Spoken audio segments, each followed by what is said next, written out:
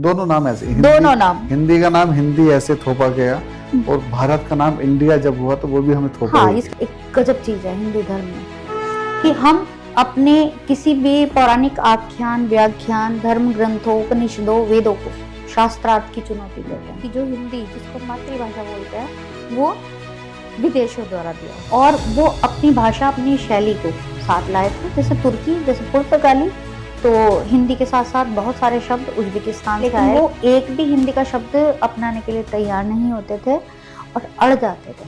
तो अड़ियल व्यक्ति को उज्बक कहते थे।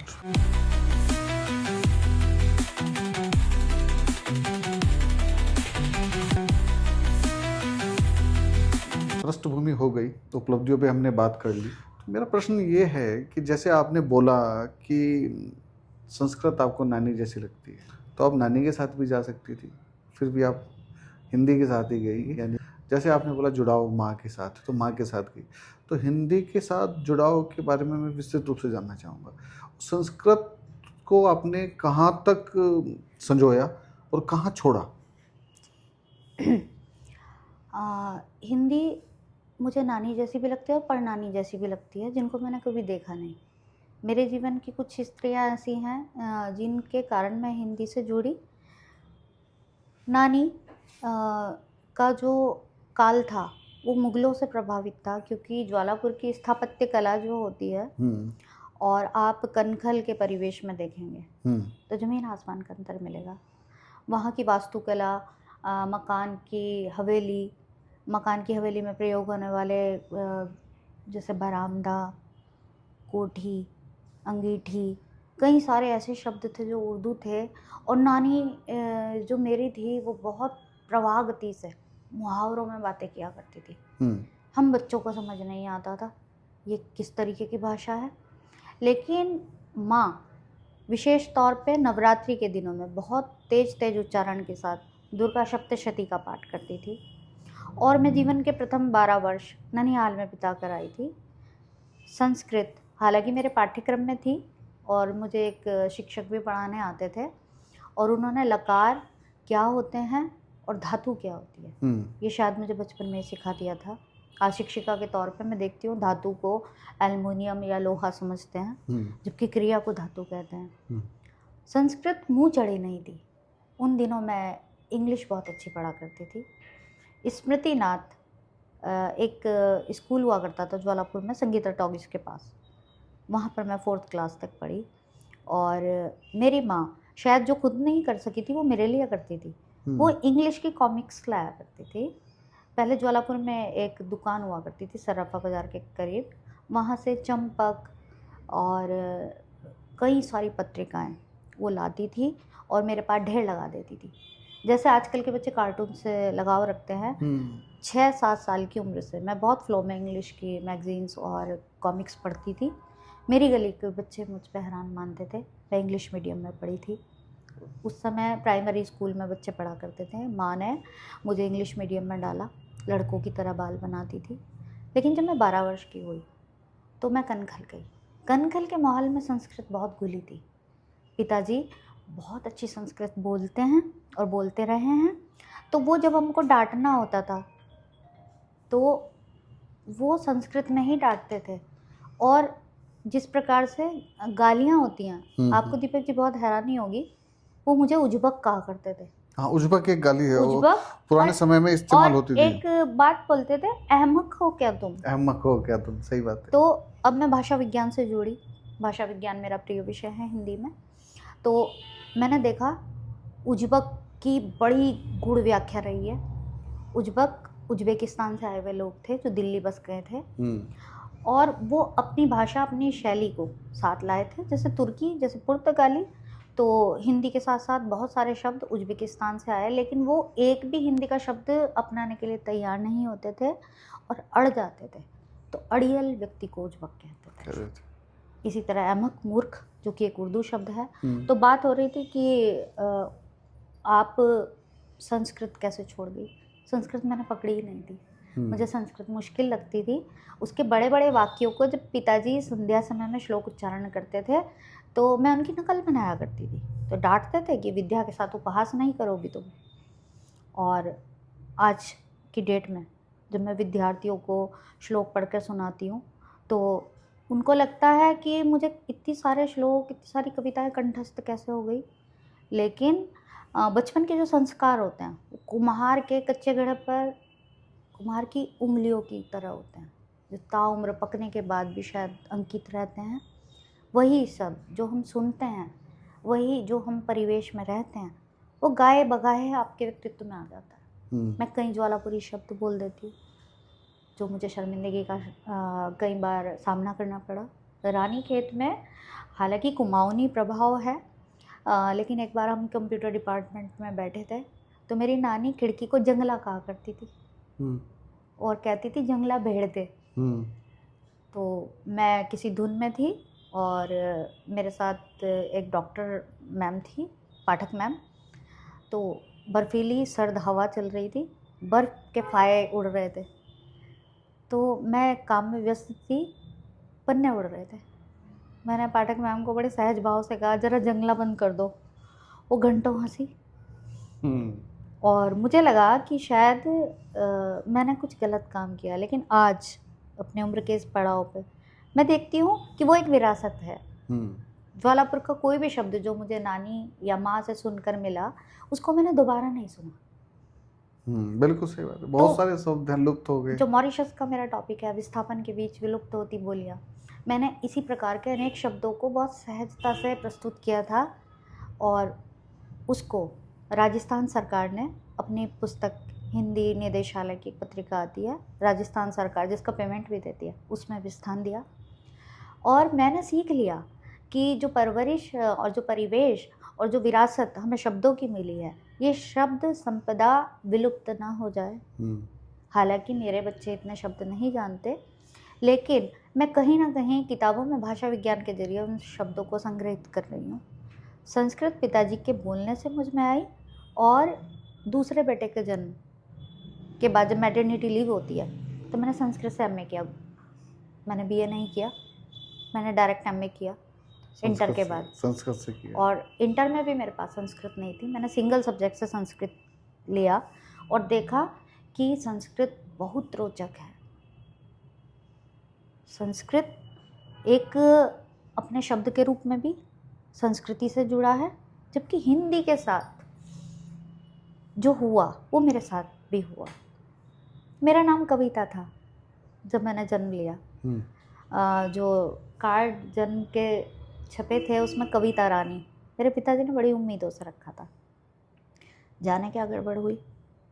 मेनका नाम मेरा मतलब पसंद का नाम नहीं है, और छोटी बच्ची का जब नाम मेनका रखते हैं और जब वो लड़की क्वाइट कॉलेज में जाती है उसको इस नाम के कारण कितने आपत्तिजनक शब्दों का सामना करना पड़ता है, उसकी गरिमा का भी हनन होता है। बिल्कुल। लेकिन मेनका शब्द एक ऐसा शब्द था जो मेरी रुचि का नहीं था और मेरे अपनों ने नहीं दिया था, एक ग्रामेटिकल मिस्टेक से। मोनिका भी कोई बहुत अच्छा नाम नहीं था, लेकिन मोनिका से मेनिका और मेनिका से मेनका हुआ। लेकिन फिर मैंने सीख लिया कि हिंदी नाम के साथ भी तो यही हुआ है। हिंदी नाम भी हमारे भारत का दिया हुआ नहीं है। आर्यावर्त भारतवर्ष के नाम से हमारा देश जाना जाता था, जम्बू द्वीप के नाम से जाना जाता था, लेकिन सिंधु नदी के पार के आक्रमणकारी आए थे, फारसी थे। तो फारस के लोग जो स होता है उसको ह का उच्चारण करते हैं और ध को द, तो सिंधु प्रांत को वो हिंदू प्रांत बोलते थे। और ये हिंदी नाम भी हिंदी ने नहीं, भारतवर्ष ने नहीं चाहा होगा कि जो हिंदी जिसको मातृभाषा बोलते हैं वो विदेशियों द्वारा दिया। दोनों नाम ऐसे, दोनों नाम, हिंदी का नाम हिंदी ऐसे थोपा गया और भारत का नाम इंडिया जब हुआ तो वो भी हमें थोपा। हाँ, इसकी बड़ी लंबी कहानी है। तो लेकिन फिर मैंने हिंदी को अपना आत्मबल बनाया। बहुत चिढ़ाते थे, मैं रोती थी, माँ से शिकायतें करती थी। उन दिनों के लोग इतना ज़्यादा कोर्ट कचहरी और नाम परिवर्तन नहीं जानते होंगे। हाँ, पिताजी और माँ की अक्सर अनबन होती रही। कविता नाम बहुत सुंदर था, मुझे भी अच्छा लगता था, लेकिन मेनका नाम को मैं स्वीकार नहीं कर सकी। उपनाम बहुत दे दिए जाते हैं, लेकिन फिर कुछ ऐसी विडंबना हुई जैसे सिंध प्रांत और ये सिंधु नदी को हिंदू और हिंदी नाम मिला। मैंने मेनका नाम के साथ समझौता किया, क्योंकि मैंने देखा है जो जितना संघर्ष करता है उसको जीवन जीने की कला आ जाती है। बिल्कुल अद्भुत। बार बार यदि टकराव होगा तो क्या होता है कि भटकाव का फ़ायदा ये हुआ कि रास्तों की जानकारी अच्छी हो गई। सुंदर, अद्भुत। तो इसी नाम के साथ फिर मैंने अपना ज्ञान थोड़ा-सा बढ़ाने की कोशिश की। पिताजी बहुत अच्छा विमर्श करते हैं, आप कभी मिलिए उनसे। पिताजी ने मुझे बताया, "अरे तू तो भारत की नानी हुई।" हम्म। क्योंकि मेनका विश्वामित्र की कथा आपने सुनी है। हाँ। अप्सराएँ कोई काल्पनिक होती थी या जो भी किंवदंती है हम नहीं जानते, लेकिन उन्होंने कहा कि हर नाम की अपनी गरिमा होती है और एक ही नाम, तुम गाय नहीं हो जो सारी प्रजाति गाय के नाम से जानी जाए। तुम अपने नाम में वो खूबी पैदा करो बेटा कि मेनका त्रिपाठी तो एक ही है। और मैंने फिर कभी पीछे मुड़कर नहीं देखा। हमारे हिंदू शास्त्र में एक गजब चीज़ है हिंदू धर्म में कि हम अपने किसी भी पौराणिक आख्यान, व्याख्यान, धर्म ग्रंथों, उपनिषदों, वेदों को शास्त्रार्थ की चुनौती देते हैं। जैसे गार्गी, मैत्रेयी, पाला बहुत परिपक्व महिलाएं थी, लेकिन अब कोई भी व्यक्ति यदि मुझे मेनका को सिर्फ एक अप्सरा से संदर्भित करता है तो मैं बहुत अच्छा तर्क प्रस्तुत कर देती हूँ। यहाँ ज़रूरी नहीं है, जो मन को एकाग्र करे वो मेनका, मन का जो हाथ में पड़े, जिससे ईश्वर का स्मरण करें वो मेनका, मैं शब्द मन का। और उसके बाद मैं इसकी विस्तृत जानकारी देने बैठ जाती हूँ, लेकिन अब समय ज़ाया नहीं करती। अब मुझे जो भी कोई कॉल आती है, जो विदेश मंत्रालय से पत्र आते हैं या फिर मैं व्याख्यान के लिए चुनी जाती हूँ, वक्तव्य प्रस्तुत करती हूँ, तो एक ही नाम उच्चारित होता है, डॉक्टर मेनका त्रिपाठी, उत्तराखंड, हरिद्वार। अब इस नाम को मैं अपना चुकी हूँ। तो हिंदी से जुड़ाव बहुत सारी सनातन कथाओं से भी जुड़ा है, साथ ही साथ हिंदी मीडियम आपने सुना होगा, हिंदी मीडियम को बहुत कमतर आंकते हैं, लेकिन मैंने अपने पूरे जीवन में ये देखा है कि जो लोग बहुत कम जानते हैं वही आपको कमतर आंकते हैं। बिल्कुल। और बहुत कम लोग जानते हैं कि वह बहुत ही कम बहुत जानते कम हैं। जानते हैं। तो ये दोनों चीज़ें, हालांकि मैं भी बहुत कम जानती हूँ और हिंदू के सिंधु में मैं डुबकियाँ लगाने लगी, और जितनी बार मैंने हिंदी में डुबकी लगाई उतने बार अनेक मोती पाए। ट्यूशन लेने के लिए मैंने देखा है साइंस साइड के लड़के मुझसे झगड़ते थे और कहते थे हिंदी की मास्टर नहीं बनोगी तुम, तो मैं कहती थी तुम मास्टरमाइंड बनोगे गुंडा क्षेत्र में। और मेरी वाचालता, मेरा बातूनीपन धीरे धीरे हिंदी में सजने लगा, संवरने लगा, और बातों के लच्छे, रेशमी तार, महीन महीन धागे। फिर जब मैं बोलती थी तो मैं लोगों को बोलते हुए अच्छी लगने लगी, लेकिन इसी को मैंने बिना किसी आर्थिक प्रयास के अपने जीवन में शामिल किया। एक बहुत रोचक घटना मैं आपको बताती हूँ।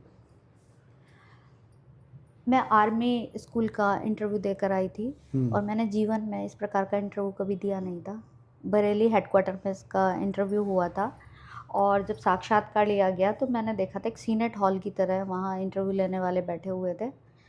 कोई प्रश्न यहाँ से उठता था, कोई प्रश्न वहाँ से उठता था। मैंने बिना झिझके जब उत्तर देकर मैं घर आई तो एक दिन कॉल आया कि तुम आर्मी स्कूल की टीचर बन चुकी हो, 6 क्लस्टर टॉप किए हैं, कोई भी क्लस्टर आप चुन सकती हो। मैं बहुत इतराई और मैंने माँ के सामने बहुत इतरा के कहा, बड़े बोल बोलते हैं बच्चे। मैंने कहा अगर देखो हमने अपने बल पे, देखो माँ 6 क्लस्टर टॉप किए, उम्र कम थी तब मेरी, इतनी नहीं थी, और अगर आप मुझे इंग्लिश मीडियम में पढ़ाती जैसे 4th क्लास तक आपने मुझे पढ़ाया तो मैं कहाँ जाती, मैं तो ऑफिसर बन जाती। माँ ने कहा बेटा मैं तो अशिक्षित ही मान 10वीं पास हूँ, लेकिन अपना व्यक्तित्वहीन होने के बाद तेरा व्यक्तित्व गढ़कर तुझे उसी जगह भेजा है जहाँ मैं तुझे पढ़ा नहीं सकी जिस स्कूल में, तू उस स्कूल के बच्चों को पढ़ाएगी। मैं बहुत शर्मिंदा हो गई थी। माँ ने 100 बात की एक बात ऐसी कह दी थी कि जबान पे ताले लग गए थे।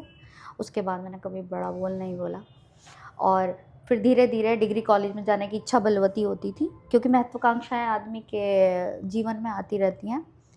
तब मैं मुंशी प्रेमचंद जी और बहुत श्याम सुंदर दास, रामचंद्र शुक्ल को देखती थी। कोई भी डिग्री कॉलेज में नहीं पढ़ाता था। मैं उनसे बातें करने लगी और मैंने अपने मित्र बना लिए कि आज मैंने प्रेमचंद से बात की, आज मैंने महादेवी से बात की, और किताबी दुनिया में मैंने खूब गोते लगाए और हिंदी मेरा प्रिय विषय बन गई। क्योंकि पढ़ने का शौक़ बचपन में माँ ने लगाया। उनका जो कहानी और पौराणिक कथा सुनाने का अंदाज था। बहुत हंसमुख रही हैं मेरी माँ, श्रीमती सुमन त्रिपाठी। उनके उस अंदाज को शायद मैंने कहीं अपनी शैली में जगह दी। दादी के सौम्य व्यक्तित्व को शब्दों में गढ़ा, आकार दिया। और मैं आपको सच बताऊं, लोग एकांत से घबराते होंगे। मुझे एकांत में इन कवियों से, इन लेखकों से बातें करना बहुत पसंद है और हिंदी मेरी हॉबी बन गई।